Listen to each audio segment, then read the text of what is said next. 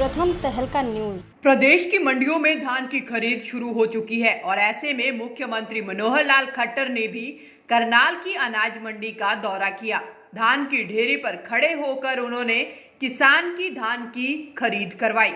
दरअसल सरकार की जो एजेंसी है वो सिर्फ समर्थन मूल्य पर धान खरीद सकती है, जो कि 1888 है, लेकिन नए कानूनों के हिसाब से किसान किसी को भी कहीं भी अपनी धान की फसल बेच सकता है। मुख्यमंत्री के सामने राइस शेलर में 1890 रुपए प्रति क्विंटल के हिसाब से किसान की धान की खरीद की गई है।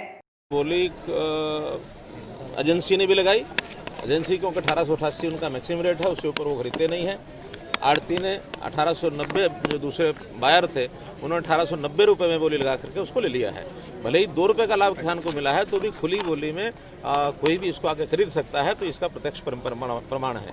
इसी प्रकार दूसरी ढेरी संयोग से वो किसान भी वही था सेम, उसके सामने 3 बार चेकिंग की है तो तीनों बार 19 से ज़्यादा उसकी मॉइस्चर आई है, तो उसको कह दिया गया कि इसको 1 दिन के लिए सुखाएं और इसको 19 से नीचे लेकर के आए। वहीं पोर्टल मेरी फसल मेरा ब्यौरा पर किसानों को काफी परेशानियों का सामना करना पड़ रहा है और जब उसके बारे में सीएम साहब से सवाल पूछा गया तो सीएम ने कहा कि किसान और आड़ती 2-3 दिन और सहयोग करें, क्योंकि इस पोर्टल पर लोड ज्यादा है, उसमें नई कई चीजें जोड़ी गई हैं। उम्मीद है कि वो जल्द ही सुचारू रूप से चल जाएगा। देखिए, इसमें उस पोर्टल में इस बार कुछ नई चीज़ों के प्रावधान किए गए हैं और जैसे बाहर के जो लोग हैं, हरियाणा के बाहर के लोगों की मांग थी कि रजिस्ट्रेशन उनका किया जाए, वो भी उसमें डाला गया है। और इस बार पहली बार गेहूं के साथ साथ बाजरा और कपास, ये चीज़ें भी उसमें लोड की गई हैं। तो ऐसे नए फीचर डालने के बाद लोड ज़्यादा पड़ रहा है, तो भी उन्होंने कहा कि हम 1 दिन के अंदर इस सारे को ठीक करेंगे, लगातार लगे हैं। और मैं समझता हूँ जैसे 3 दिन 4 दिन किसानों ने, आड़तियों ने और मिल ओनर्स ने सबने कोऑपरेट किया है, 1-2 दिन किसानों के साथ मिल करके 1 या 2 दिन कोऑपरेट करेंगे तो सारी चीज़ें। क्या कुछ सामने सीएम साहब मीटिंग में थे और हमने ये मांग की है कि जो किसान आ रहा है मंडियों में उसके आने दिया जाए, उसको रोका ना जाए। वो कहते हैं कि हम शेड्यूल के हिसाब से लेंगे। हमने कहा शेड्यूलिंग हो नहीं रही क्योंकि पोर्टल बड़ा स्लो चलता है। अगर किसी की शेड्यूलिंग नहीं हो रही तो उसके फसल लेके उसको शेड्यूल में डाल दिया जाए, तो उसको तंग मत किया जाए। हमने सिर्फ ये मांग किया। तो उस पे वो सहमति दे, वो डीसी साहब को बोलेंगे, वो डीसी साहब करेंगे। और राइस शेलर्स की जो मांग वगैरह थी वो भी वहाँ राइस शेलर की तो पहली मांग हो गई।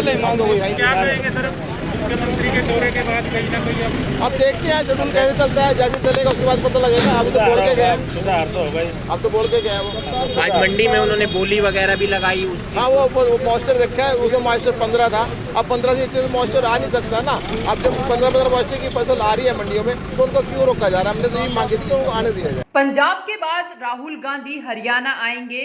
वहीं इस पर सीएम ने राहुल गांधी के हरियाणा दौरे को लेकर कहा कि लोकतंत्र में हर किसी को अपनी बात कहने का अधिकार है, उसमें हमें कोई आपत्ति नहीं है। बस इस दौरान वातावरण ना खराब हो, कानून व्यवस्था खराब ना हो और हमें इस कार्यक्रम से कोई आपत्ति नहीं है। अगर वो झुंड बनाकर पंजाब से लोग लेकर आएंगे तो ये सही नहीं होगा। अगर वो हरियाणा के लोगों के साथ आते हैं तो हमें कार्यक्रम को लेकर कोई परेशानी नहीं है। देखिए, डेमोक्रेसी में हर किसी को अपनी बात कहने का अधिकार है, हमें उसमें कोई आपत्ति नहीं है। केवल वातावरण को खराब ना करें और लॉ एंड ऑर्डर की स्थिति को अपने हाथ में न लें, तो हमको कोई आपत्ति नहीं इस प्रकार के। गृह मंत्री का बयान आया था कि उनको आने ही नहीं दिया जाएगा। ऐसा नहीं है, केवल अगर वो झुंड बना करके यानी पंजाब की ओर से कोई बड़ा प्रोसेशन लेकर के आएंगे तो वो नहीं, उनकी अपनी यात्रा है, वो हरियाणा के लोगों को साथ लेकर यात्रा करते हैं, तो हमको कोई आपत्ति नहीं। 3 कृषि कानूनों को लेकर जेजेपी पर समर्थन वापस लेने के दबाव बढ़ रहा है। इस पर सीएम मनोहर लाल ने कहा कि 3 कृषि कानूनों को जेजेपी भी समझती है। कांग्रेस के लोग बिना किसी मतलब के और बिना किसी मुद्दे के इस बात को उठा रहे हैं। कांग्रेस लगातार झूठ में गिरती जा रही है। उन्होंने कहा कि कांग्रेस चाहती है कि कभी कुछ बदलना ही नहीं चाहिए। क्या मुझे इसमें कोई बात अन्यथा लगती ही नहीं है। जो 3 कानून बने हैं ये किसान के हित में हैं और किसान के हित में जब हम कह रहे हैं तो जेजेपी भी इसको समझती है। केवल इनको वो लोग बरगला रहे हैं इन चीज़ों को जो ज़्यादा हाईलाइट कर रहे हैं, जिनके पास कोई मुद्दा नहीं है। और ये जो कांग्रेस के झूठ हैं ये लगातार झूठों में घिरती चली जा रही है।